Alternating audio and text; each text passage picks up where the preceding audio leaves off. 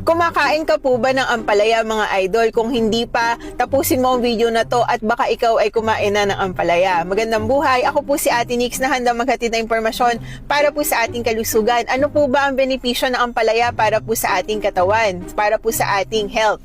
Ang ampalaya po ay isa pong prutas at hindi po ito gulay. Marami po itong nilalaman ng bitamina at minerals. Ito po ay nakakatulong po kung kayo po ay may mga kasama po sa bahay. Sigurado po ako, lalo na yung mga matatanda, sila po ay fan na fan po ng ampalaya. Bakit kamo? Dahil ang ampalaya po ay meron po itong mataas na bitamina at minerals at maaari po ito makapag-reduce ng inyong mataas na blood sugar sa inyong katawan dahil nare-regulate po nito ang insulin sa inyong katawan.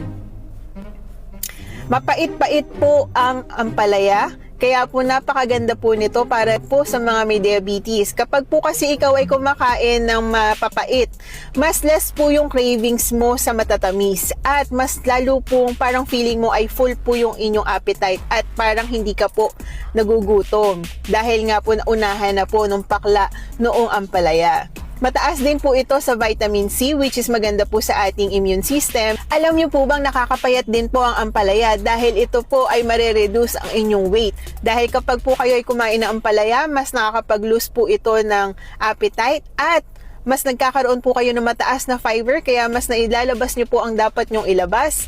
Maganda din po ito sa ating heart dahil ito po ay may mataas na fiber at kaya din pag-reduce ng cholesterol. Meron po itong nilalaman ng vitamin C, flavonoids, at meron din po itong beta-carotene na maaari po magprotekta ng inyong cells. Maganda din po ito sa inyong liver para makapag-reduce po ito ng inflammation o pamamaga sa loob ng inyong organs. Marami pong benepisyo ang ampalaya, kaya mga idol, po kapag ikaw ay namalengke, isama mo na po yan sa inyong listahan.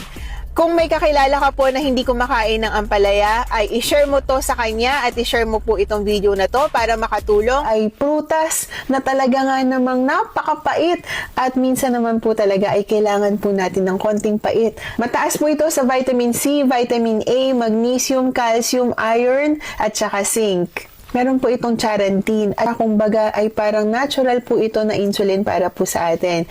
Ang ginagawa po niyan ay nakakapagpababa ng ating blood sugar sa ating katawan, lalong-lalo na kung ikaw po ay may diabetes, idol. Mataas ang antioxidant, anti-cancer, at ito po ay merong nilalaman na polyphenols, maganda po para po sa ating digestion. Meron po kasi itong mataas na fiber para po ma-prevent mo natin ang pagkakaroon po ng ating constipation.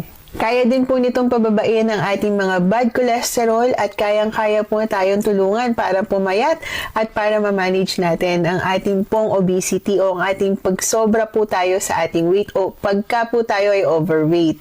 Napakaganda po ng ampalaya, idol. Kahit saan, pwede mong pitasin, kahit sa kapitbahay, idol. Kailangan po, idol, magpakonsulta kayo sa doktor, lalong-lalo na kapag kayo ay may diabetes para hindi po masyadong bumaba ang ating blood sugar. Dahil kapag tayo ay nagkaroon ng hypoglycemia, maaari po tayo magkaroon ng pagkahilo at maaari po ito maging emergency. Ingat tayo at kailangan po ay follow up lang sa doktor. Check ang ating blood sugar everyday at kailangan, idol, ay iwas po tayo sa mga ibang matatamis na pagkain. Yun lamang po, idol. Please don't forget to like, share, and follow me for more videos. Magandang buhay. Happy ampalaya, mga idol!